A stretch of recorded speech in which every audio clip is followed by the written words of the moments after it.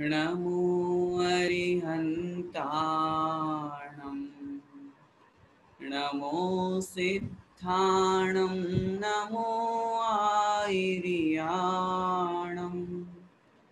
नमो उवज्झायाणं नमो लोये सौवसाहूणम्। पंच परमेष्ठी भगवान की जय। द्वादशांग जिनवाणी माता की जय। संत शिरोमणि आचार्य भगवंत 108 श्री विद्यासागर जी महाराज की जय। परम पूज्य गुरुदेव मुनि पुंगव श्री 108 सुधा सागर जी महाराज की जय। अढ़ाई दीपस्थ समस्त मुनिराजों की जय।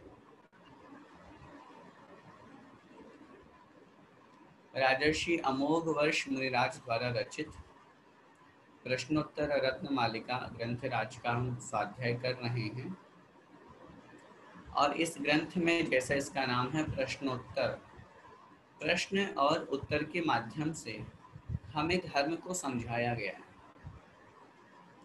जैसा कि मैं हमेशा कहा करता हूँ कि सिर्फ पूजा पाठ करना, भगवान की भक्ति करना, तीर्थ यात्रा करना, दान देना, इतना ही मात्र धर्म नहीं है।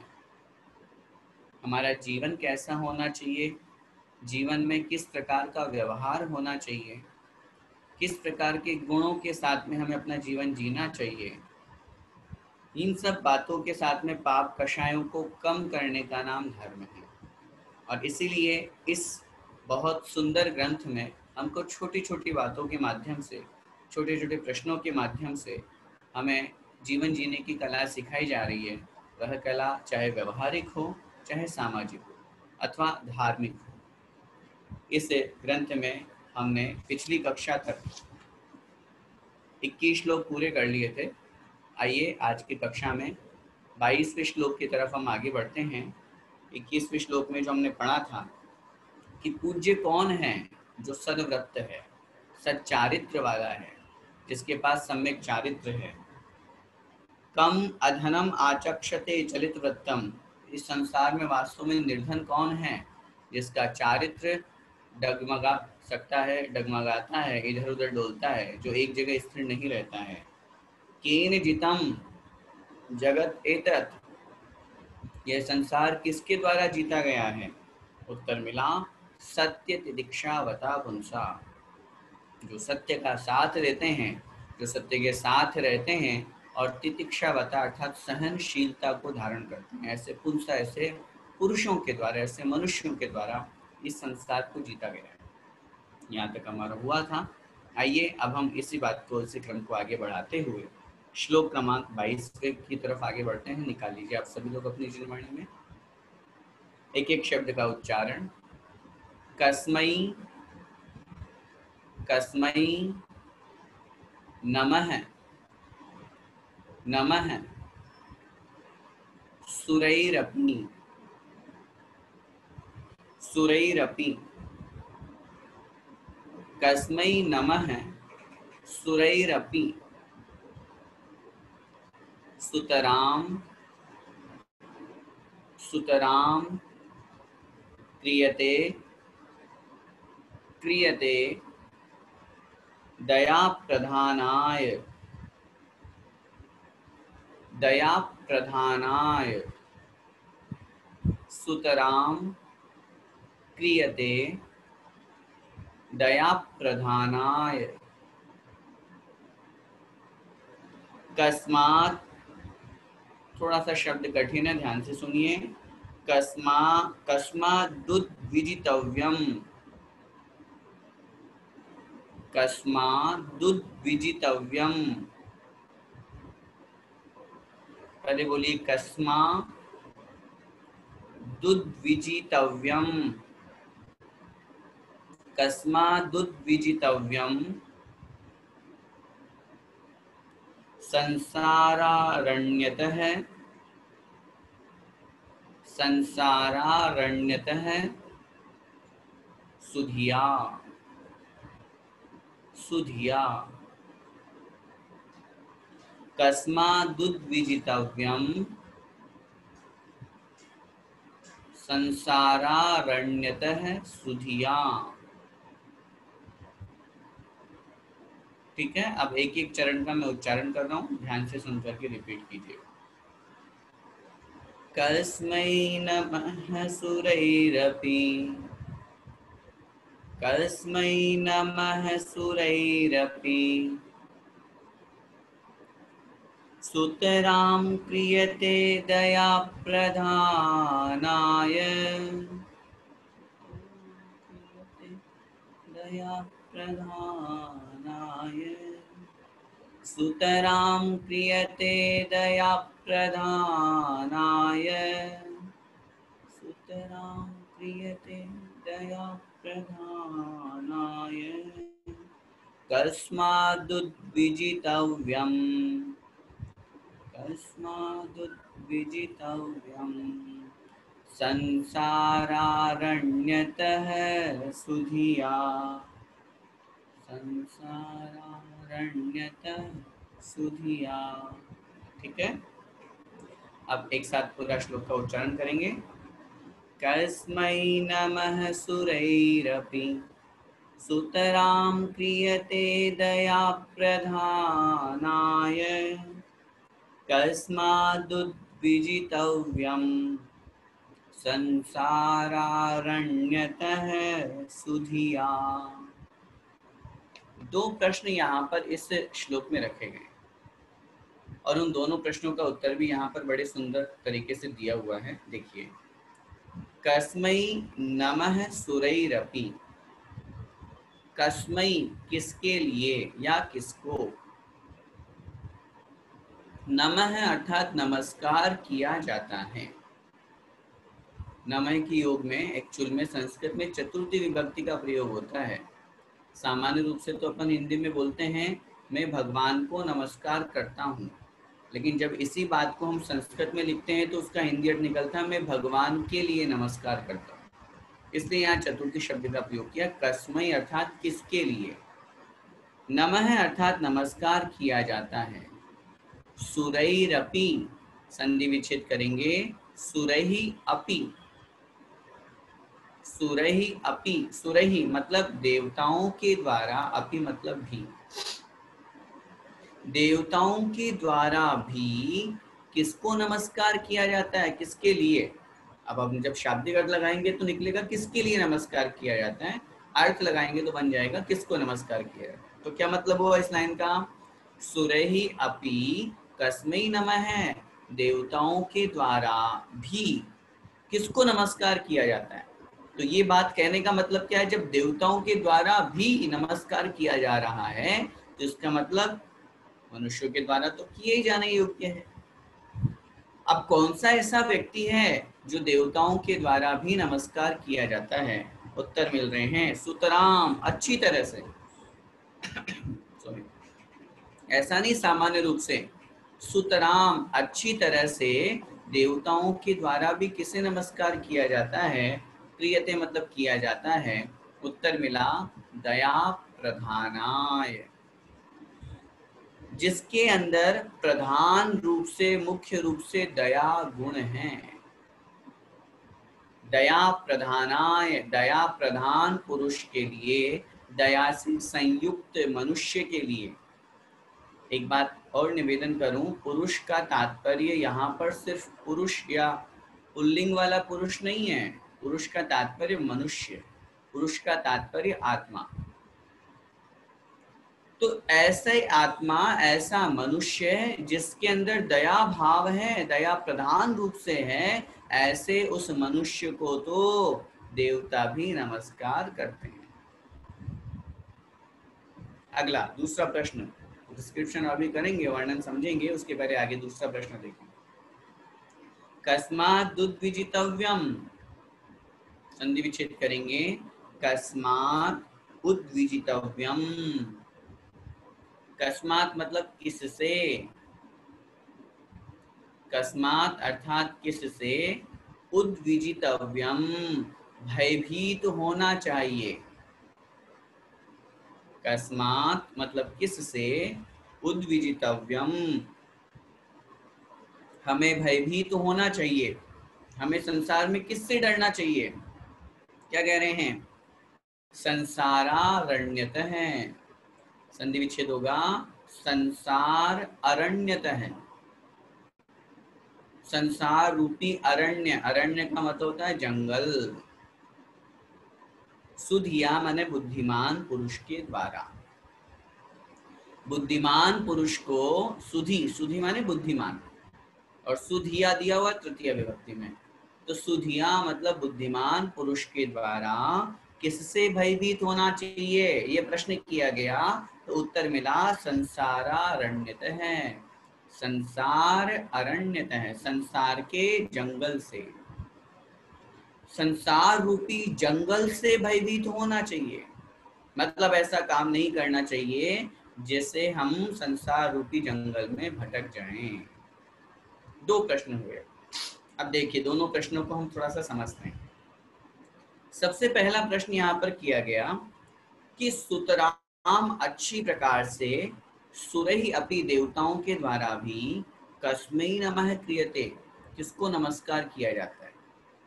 उत्तर मिला दया प्रधाना है।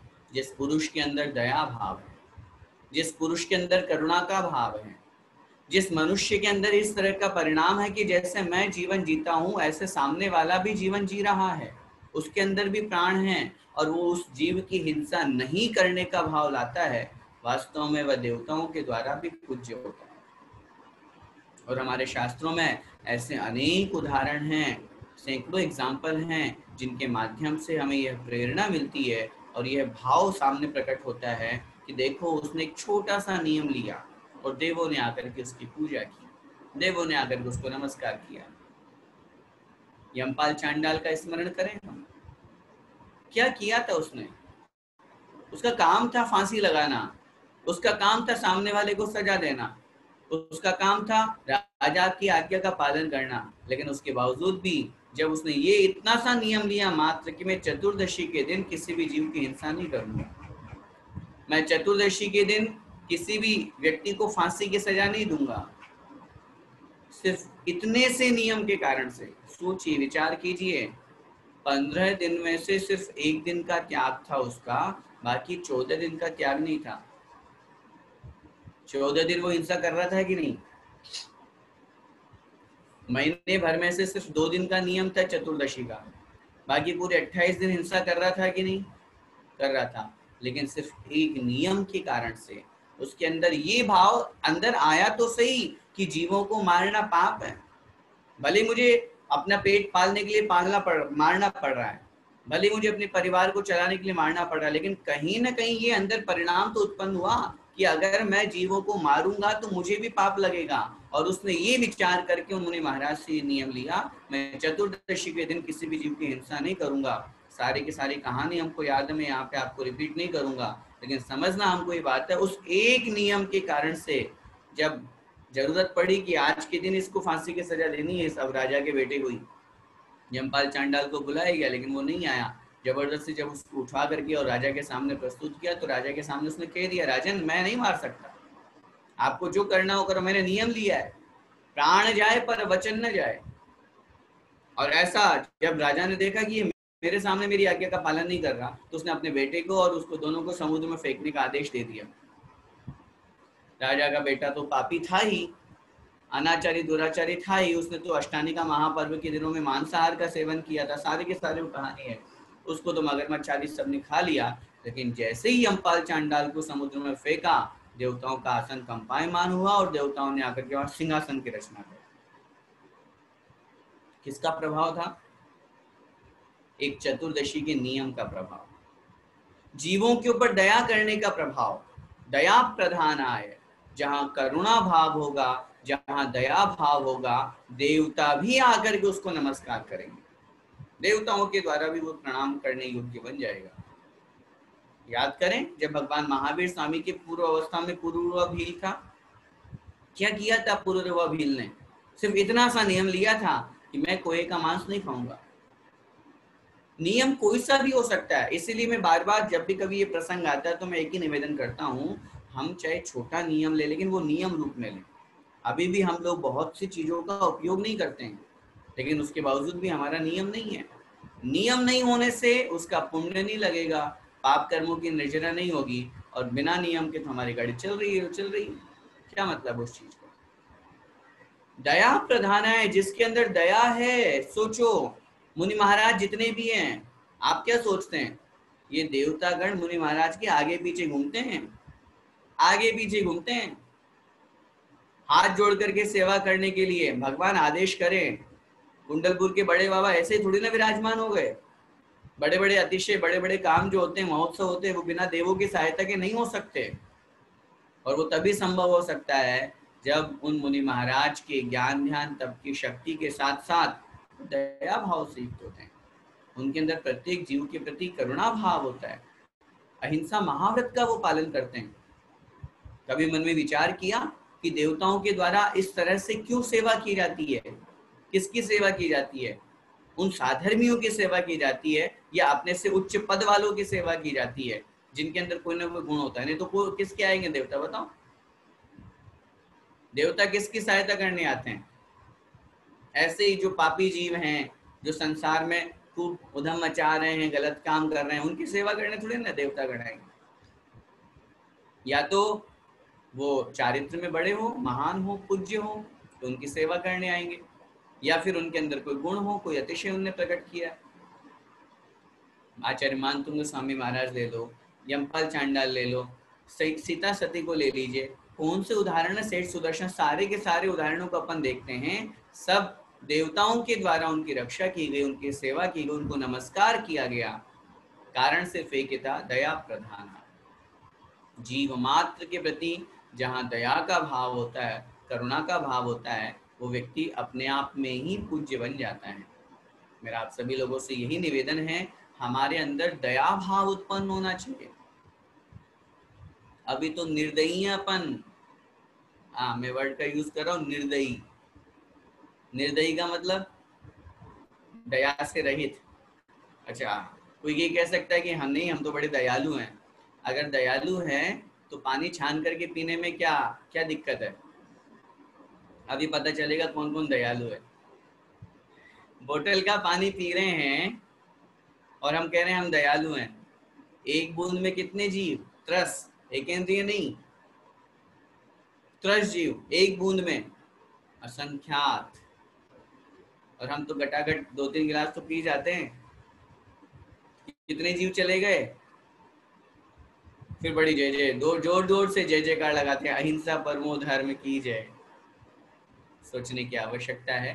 छोटी छोटी बातें हैं जो हमारे जीवन में हमको दया धर्म की ओर प्रेरित करती हैं। सिर्फ खान पीन से संबंधित ही नहीं मैं चर्चा करूंगा, इसके अलावा जहां हमारे निमित्त से जो जीव हिंसा हो रही है उससे अपन बचें।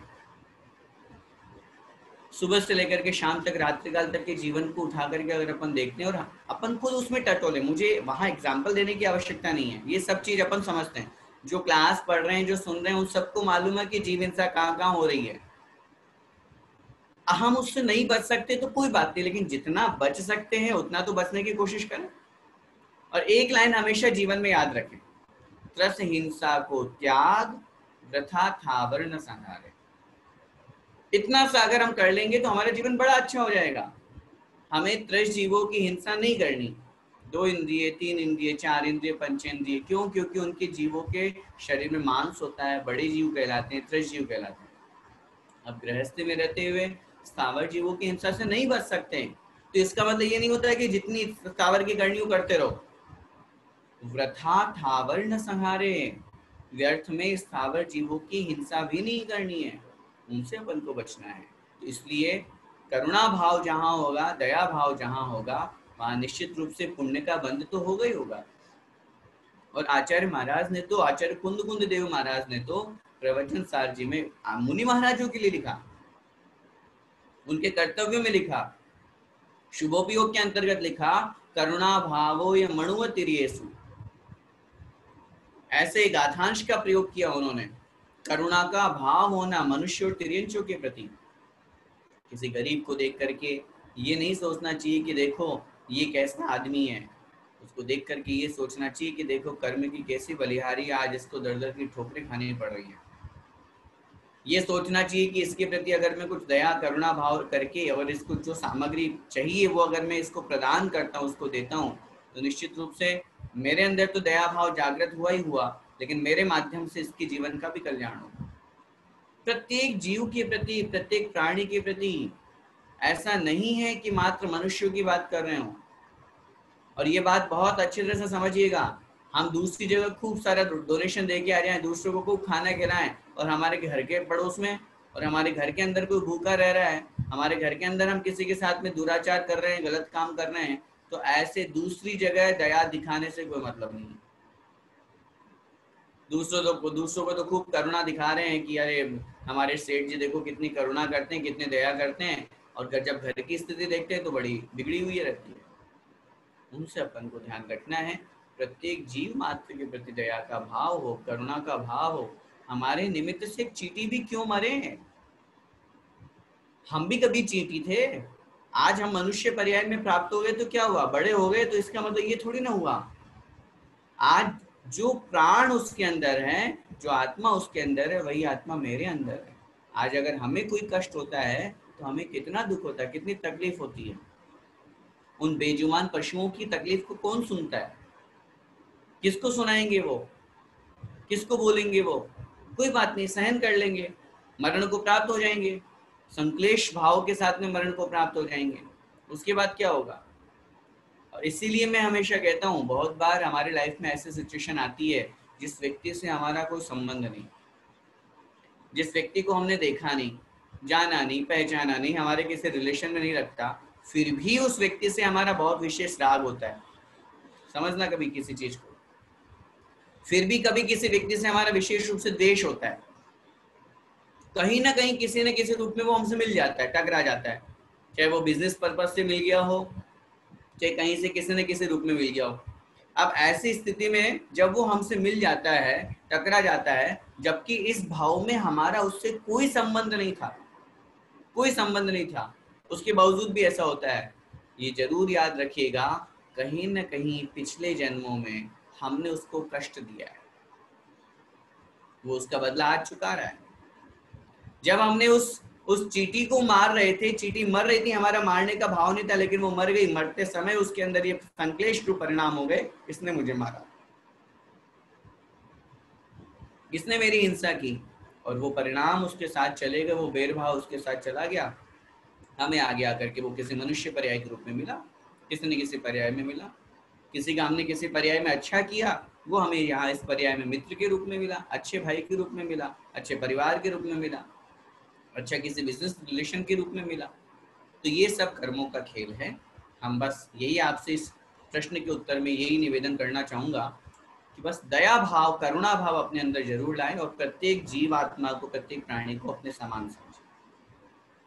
दूसरा प्रश्न यहाँ पर उपस्थित किया कि सुधी व्यक्ति के द्वारा, बुद्धिमान व्यक्ति के द्वारा इस संसार में किससे भयभीत होना चाहिए, किससे डरना चाहिए? तो उत्तर मिला, संसारारण्यतः है, संसार रूपी अरण्य, अरण्य मान जंगल से। हमें ऐसा काम नहीं करना जिससे हमारा संसार बढ़े, संसार वृद्धि को प्राप्त हो। बुद्धिमान वही है जो अपने संसार को कम करता जा रहा है। संसार संतति छेद है, पहले पढ़ के आए अपन। संसार की संतति का, संसार की परंपरा का विच्छेद करना है, समाप्त करना है इसको। और संसार बढ़ेगा किस कारण से? पाप के कारण से, कषायों के कारण से, मिथ्यात्वादी के कारण से। ये तो संसार को बढ़ाने में निमित्त है। हम ऐसा काम न करें जिससे हमारे अंदर मिथ्यात्व की प्रवृत्ति हो। हम बहुत ज्यादा, देखिए मैं फिर निवेदन करूं, मैं बहुत प्रैक्टिकल बात करता हूँ। राग द्वेष संसार में हमारे साथ में लगा हुआ है, घर गृहस्थी में रहते हुए हम उससे नहीं छूट सकते, लेकिन क्या हम उस राग द्वेष को कम कर सकते हैं? जितनी प्रगाढ़ता के साथ में, जितना अपनेपन के साथ में, जितना बहुत ज्यादा गाढ़ा होकर के, लिप्त होकर के जब हम संसार में बढ़ते हैं, राग द्वेष करते हैं, निश्चित रूप से हमारा संसार उतना ही बढ़ता है। क्योंकि आचार्य ने लिखा है, जिस जीव की जितनी ज्यादा कषाय होगी, उस व्यक्ति के उन कषाय के कारण से उस कर्म की स्थिति और अनुभाग ज्यादा बनेगा।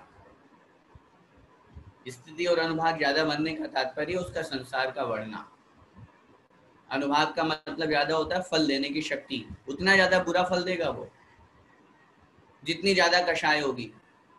मानते हैं संसार है, घर परिवार है, हमारे रिश्तेदार हैं, भाई बहन, हमारे पुत्र, हमारी स्त्री, पत्नी, पति सब हैं, उनसे उतना ही स्नेह रखें, उतना ही राग रखें।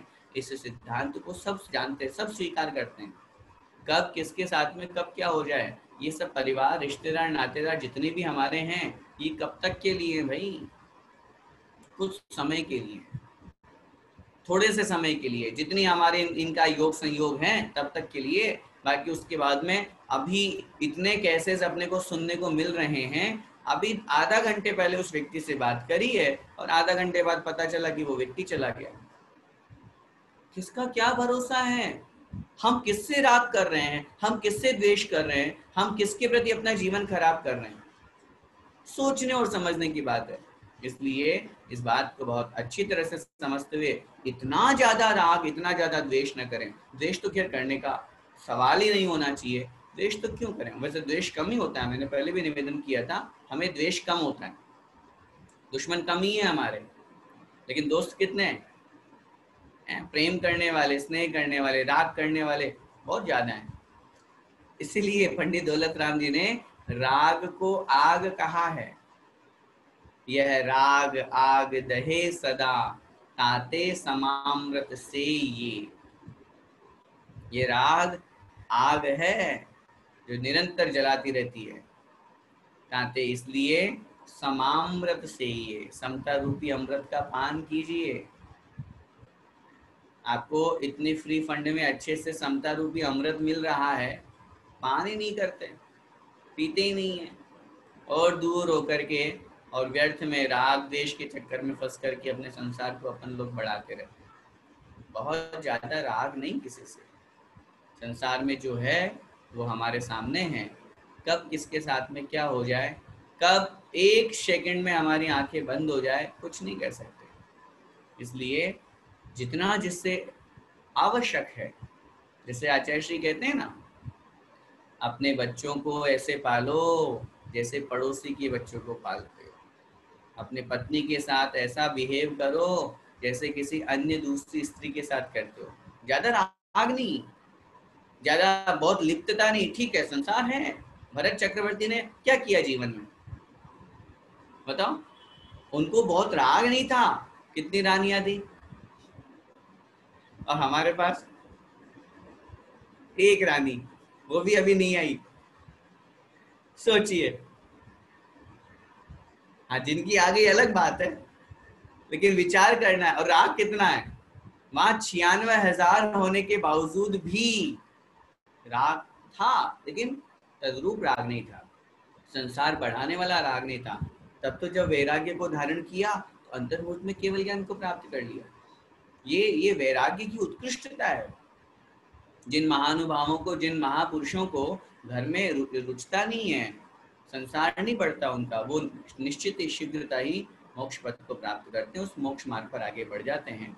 इसलिए यहाँ जो बात अपनी चल रही है, संसारारण्यत है, संसार के अरण्य से, जंगल से अपन को भयभीत होना है।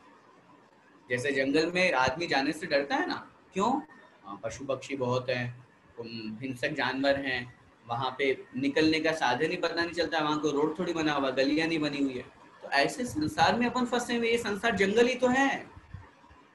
अब आप बहुत अच्छी सिटी में रह रहे हो, बहुत अच्छे महल में रह रहे हो, तो आपको लग रहा है ये जंगल नहीं, ये शहर है। अरे भाई, ये संसार पूरा का पूरा ही जंगल है, एक छोटा सा पार्ट है जहाँ पे अपन लोग रह रहे हैं। कब ये हमारा घर जंगल बन जाए, कब क्या हो जाए, कुछ भी नहीं पता। इसलिए इससे अपन को बचने का प्रयास करना चाहिए। आइए अगला श्लोक देखते हैं, श्लोक नंबर 23। कस्य वशे, कस्य वशे प्राणिगणः, प्राणिगणः, कस्य वशे प्राणिगणः, सत्यप्रिय, सत्यप्रिय भाषिणो, भाषिणो विनीतस्य, विनीतस्य, कस्य वशे प्राणिगणः सत्यप्रियभाषिणो विनीतस्य। सत्यप्रियभाषिणो विनीतस्य। क्व क्व स्थातव्यम् स्थातव्यम् न्याय्ये न्याय्ये पथि दृष्टादृष्टलाभाय दृष्टादृष्टलाभाय। क्व स्थातव्यम् न्याय्ये पथि दृष्टादृष्टलाभाय। ठीक है, अब एक एक चरण का मैं उच्चारण करूंगा, ध्यान से सुनिएगा। कस्य वशे प्राणिगणः कस्य वशे प्राणिगणः सत्यप्रियभाषिणो विनीतस्य। सत्यप्रियभाषिणो विनीतस्य। क्व स्थातव्यं न्याय्ये क्व स्थातव्यं न्याय्ये पथि दृष्टादृष्टलाभाय। पथि दृष्टादृष्टलाभाय। एक साथ बोलेंगे मेरे साथ साथ। कस्य वशे प्राणिगणः सत्यप्रियभाषिणो विनीतस्य। क्व स्थातव्यं न्याय्ये पथि दृष्टादृष्टलाभाय। इस श्लोक में भी दो प्रश्न हैं। पहला प्रश्न है कस्य वशे प्राणिगण है। कस्य मतलब किसके, वशे मतलब वश में हैं। कस्य मतलब किसके, वशे मतलब वश में हैं। प्राणिगण है अर्थात प्राणीगण, प्राणी गण का मतलब समूह होता है। प्राणियों का समूह किसके वश में है, मतलब संसार के प्राणी किसके वश में हैं। किसके वश में होने का मतलब किससे अट्रैक्ट हैं, किसके पीछे अपना मतलब भाव रखते हैं, किसमें अनुरक्त हैं। उत्तर मिला दो तरह के लोग, ये जिसमें ये दो गुण पाए जाएं। सत्य प्रिय भाषिण है विनीतस्य, जो सत्य और प्रिय बोलने वाले हैं, और विनीत मन विनम्र लोग हैं। नम्रता भाव से जो युक्त है, विनीत पुरुष है, जिनके अंदर नम्रता है, जिनके अंदर झुकना है, जिनके अंदर विनयशीलता है। ये दो गुण जिनके अंदर हैं, उनका सारा संसार है। सब लोग उनके वश में हैं, सब लोग उनसे आकर्षित है, सब उनसे दोस्ती करना चाहते हैं। जो सत्य और प्रिय बोलने वाले हैं तथा जो विनम्रता का व्यवहार करने वाले हैं, जिनके अंदर घमंड का अभाव है, जिनके अंदर विनय गुण है। दूसरा प्रश्न, क्व स्थातव्यम। क्व मतलब कहाँ, स्थातव्यम रहना चाहिए, निवास करना चाहिए। न्याय्ये पथि, न्याय के पथ पर। हमें कहाँ रहना चाहिए, कहाँ निवास करना चाहिए, तो उत्तर मिला न्याय के पथ पे रहना चाहिए, न्याय मार्ग से। हम पढ़ते ना मेरी भावना में, न्याय मार्ग से कभी न विचलित हो पाऊं। हे भगवान, मैं कभी न्याय मार्ग से ना भटकूं। क्व मतलब कहाँ, स्थातव्य मतलब रहना चाहिए। उत्तर मिला न्याय्ये पथि, न्याय के मार्ग पर, मार्ग में हमें रहना चाहिए। किसके लिए, क्यों रहना चाहिए न्याय मार्ग पे? दृष्टा दृष्ट लाभाय, दृष्ट और अदृष्ट लाभ के लिए। ये दृष्ट अदृष्ट क्या होता है? दृष्ट का मतलब होता है प्रत्यक्ष, और अदृष्ट का मतलब होता है परोक्ष। दृष्टा दृष्ट लाभाय, दृष्ट मतलब प्रत्यक्ष लाभ के लिए, और परोक्ष, अदृष्ट माने परोक्ष, लाभाय मतलब लाभ के लिए हमें न्याय मार्ग पर ही स्थिर रहना चाहिए, न्याय मार्ग से विचलित नहीं होना चाहिए। आप समझें इन दोनों प्रश्नों को थोड़ा सा।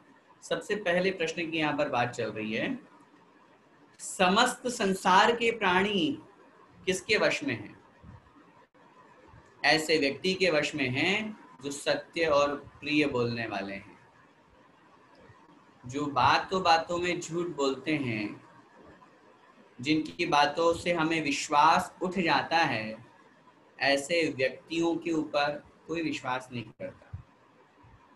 ऐसे व्यक्ति से हर कोई दूरी बना करके रहना चाहता है। ऐसे व्यक्तियों से हर कोई अपना व्यवहार सिद्ध नहीं करना चाहता। उसके बारे में जब भी बात की जाएगी तो क्या बोलेंगे?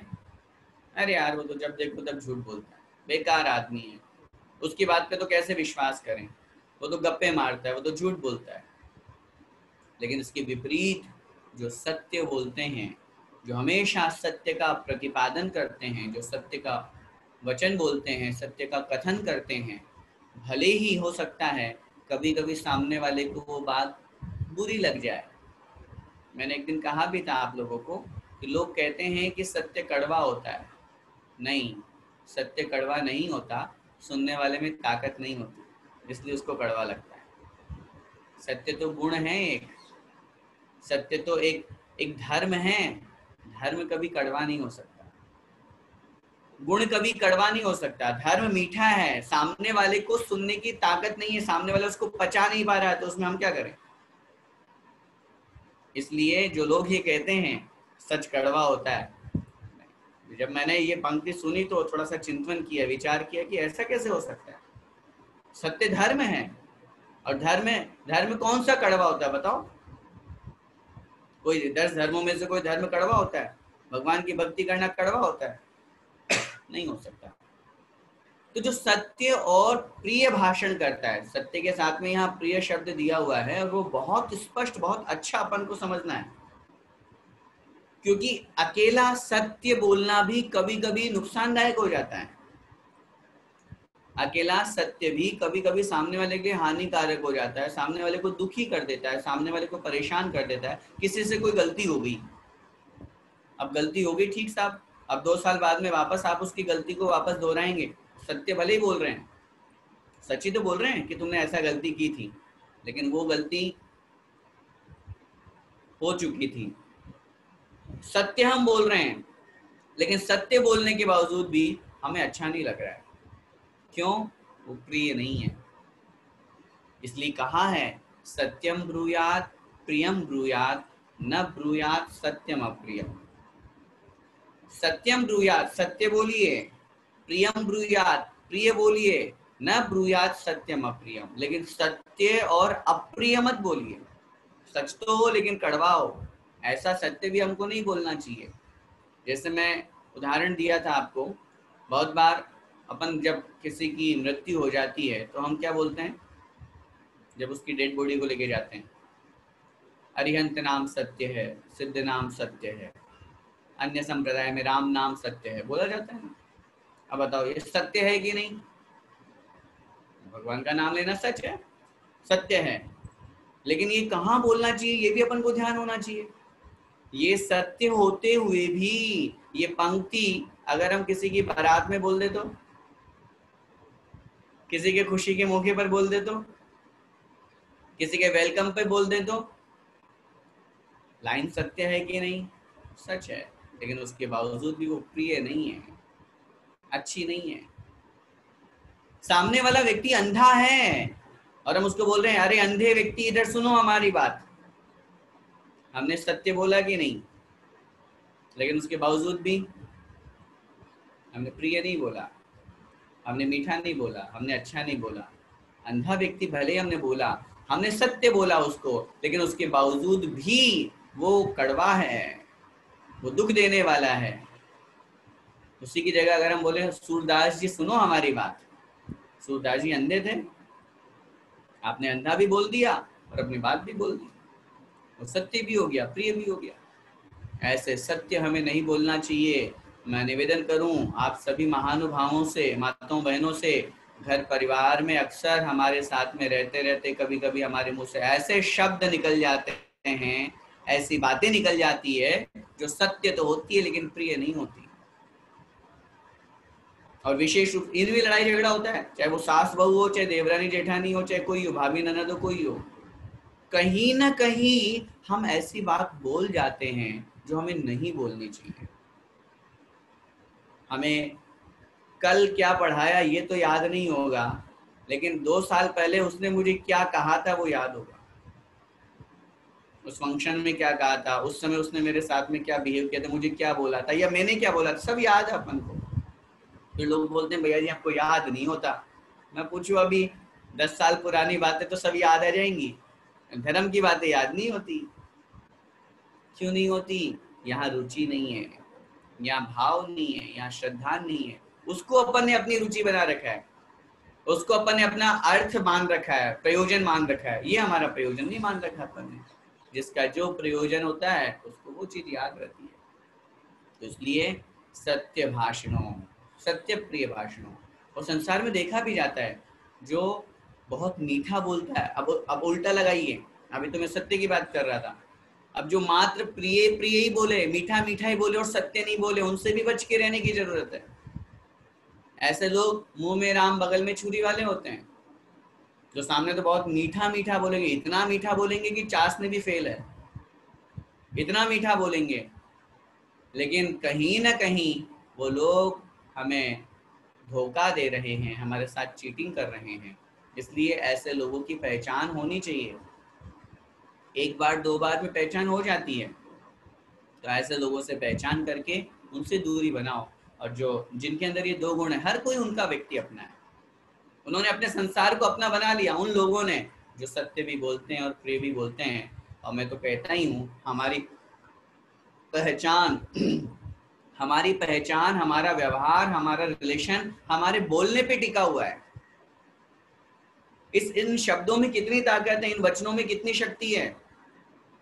अगर हम सामने वाले से मीठा बोलेंगे, अच्छा बोलेंगे, सत्य का प्रतिपादन करेंगे, सच बोलेंगे, मैं निश्चित रूप से कह सकता हूं हम सामने वाले को अपना बना सकते हैं। और एक झूठ को छिपाने के पीछे हम 1000 झूठ बोल जाएंगे।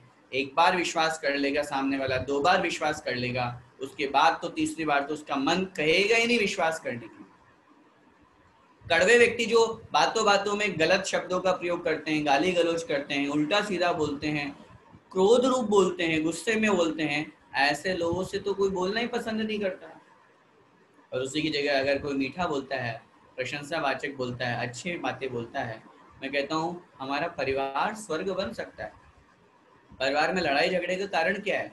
यही तो है, अच्छा नहीं बोलते हैं, कड़वा बोलते हैं, गलत शब्दों का प्रयोग करते हैं। अरे सामने वाले के द्वारा जो कुछ भी हमें दिया जा रहा है, देखिए हम एक लाइफ जी रहे हैं, इस लाइफ में यूं मत समझिए कि सब कुछ सामने वाला ही करे, हम भी करते हैं, वो भी करता है। और जब हम परिवार की बात करते हैं, समाज की बात करते हैं, तो यहाँ कहीं ना कहीं कॉम्प्रोमाइज और एडजस्टमेंट जरूरी है। हम ये सोचिए कि सब मेरे अनुसार ही चले, वो नहीं हो सकता। सामने वाले ने कुछ काम किया है, भले ही मैं कहता हूँ भले ही वो काम 21 नहीं हुआ, 19 हुआ, 19 की तो प्रशंसा कीजिए। हमें प्रशंसा करने में जोर आता है। हमारी श्रीमती जी ने भोजन बनाया, भले ही ठीक है, हो सकता है कुछ कमी हो, तो जो मिला है उसकी तो प्रशंसा कीजिए, जो व्यवहार है उसकी तो प्रशंसा कीजिए। जो कुछ भी हमारे पास में है आज वर्तमान में, हम उसको क्यों भूल रहे हैं?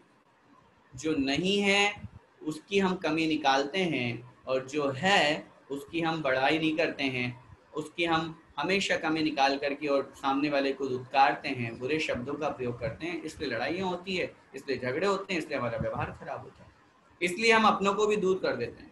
और इन्हीं शब्दों के माध्यम से हम परायों को भी अपना बना सकते हैं। इसलिए ये बात बहुत अच्छी तरह से, और साथ में विनीत, ये तो बहुत जरूरी है। अहंकार के साथ में ईगो प्रॉब्लम, अब जो मैंने हमारा ईगो हर्ट हो जाता है साहब। कौन सा ईगो? आपका ईगो हर्ट हो जाता है। अरे भाई ईगो लेके ही क्यों बैठे हो? हर्ट होने का काम ही नहीं है।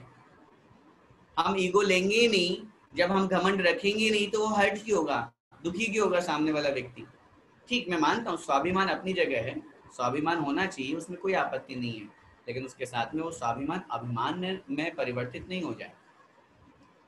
मैं गौरव करता हूँ, मुझे गर्व है कि मैं जैन कुल में पैदा हुआ, लेकिन इसका मतलब ये नहीं हुआ, ये तो हुआ गर्व, ये गौरव हुआ, ये स्वाभिमान हुआ। लेकिन मैं जैन कुल में पैदा होकर के अन्य धर्म वालों की निंदा करूँ, अपमान करूँ, ये घमंड हो जाएगा, ये गलत काम हो जाएगा।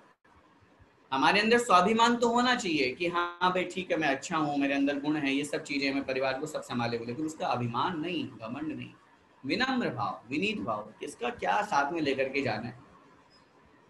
जो कुछ यही के गुण है, यहीं से लेकर के अपन ने सीखे हैं, ये गुण हमारे साथ में जाने वाले हैं। कोई भी हो, ओहदे में आप बड़े हो सकते हो, पद में आप बड़े हो सकते हो, लेकिन उसके साथ में भी अगर हम में वो विनम्रता का भाव है तो सामने वाला हमसे सीखेगा।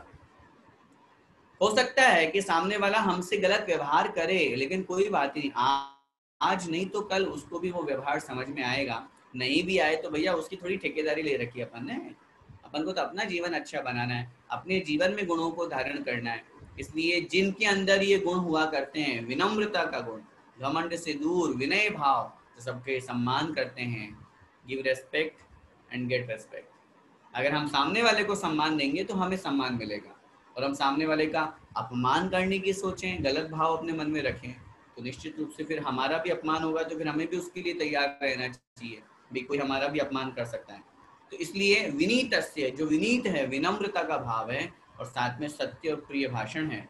वास्तव में सब प्राणीगण उसके वश में है, उसने सबको अपना बना रखा है, सब उसके अपने हैं। और जहां ये दो गुण नहीं है, और मैं कहूँ इनसे विपरीत है, जो विनम्रता से रहित है, घमंड से युक्त है, और जो सत्य और प्रिय की जगह असत्य और अप्रिय बोलने वाले हैं, उनका संसार तो क्या, उनकी पत्नी भी अपनी नहीं है, उनके बच्चे भी अपने नहीं है, उनका परिवार भी अपना नहीं है, उन्होंने अपने आप अपनों को भी खो दिया सिर्फ इन्हीं दुर्गुणों के कारण से।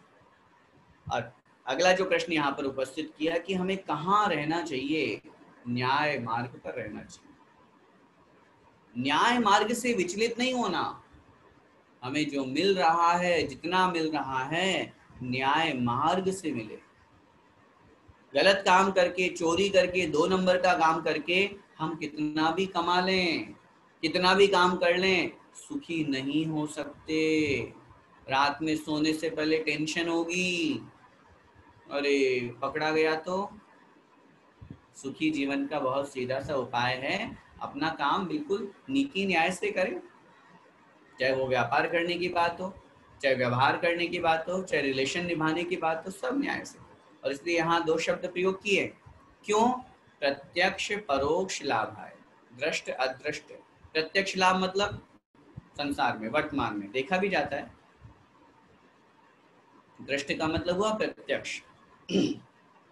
प्रत्यक्ष लाभ के लिए, अगर हमें प्रत्यक्ष लाभ चाहिए, साक्षात लाभ चाहिए, दिख रहा है, और जो लोग न्याय मार्ग पर चलते हैं, अन्याय का, अनीति का पैसा नहीं कमाते हैं, देखा भी जाता है कि संसार में उनका बहुत अच्छा नाम होता है, यश होता है, सम्मान होता है, पैसा भी मिलता है, और परोक्ष रूप से भी उन्हें अच्छी गति की प्राप्ति होती है।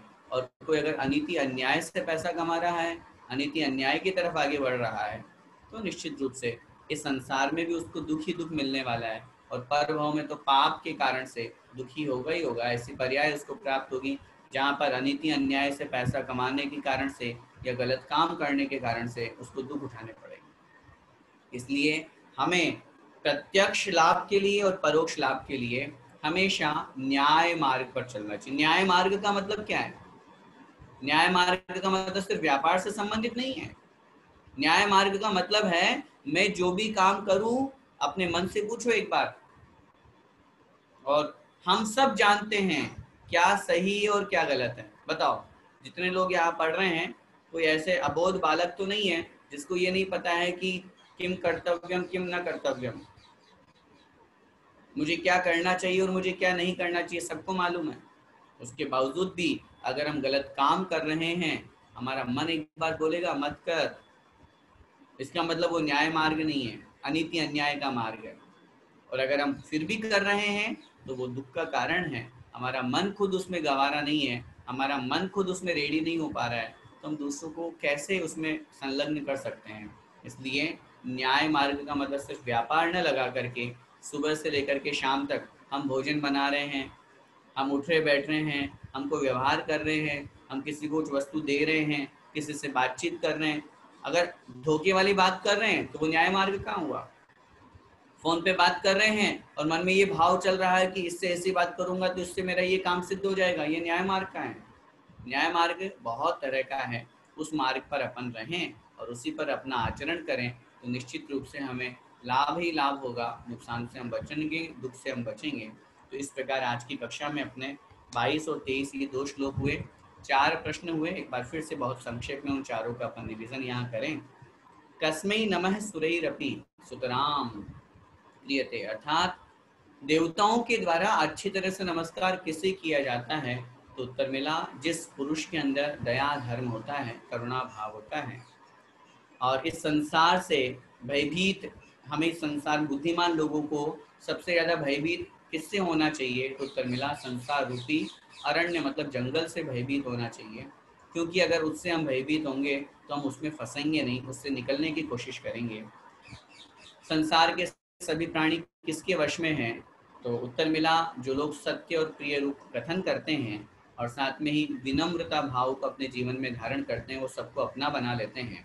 और हमें हमेशा अपने इस इष्ट या दृष्ट और अदृष्ट का तात्पर्य प्रत्यक्ष और परोक्ष लाभ के लिए हमेशा न्याय मार्ग का अनुसरण करना चाहिए, उस पर चलना चाहिए। कभी भी अनीति अन्याय रूप आचरण हमारा नहीं होना चाहिए। अगर हम ऐसा करेंगे तो निश्चित रूप से हमें लाभ ही लाभ है, सुख ही सुख है, दुखों से हम बचेंगे। हम सभी इन सब बातों को अपने जीवन में धारण करें। इसी मंगलमय भावना के साथ बोले द्वादशांग जिनवाणी माता की जय। आचार्य अमोघ वर्ष मुनि महाराज की जय। प्रश्नोत्तर रत्न मालिका ग्रंथ राज की जय। संत शिरोमणि आचार्य भगवंत 108 श्री विद्यासागर जी महाराज की जय। परम पूज्य गुरुदेव मुनि कुंडो श्री 108 सुधा सागर जी महाराज की जय। अढ़ाई द्वीपस्थ समस्त मुनिराजन की जय।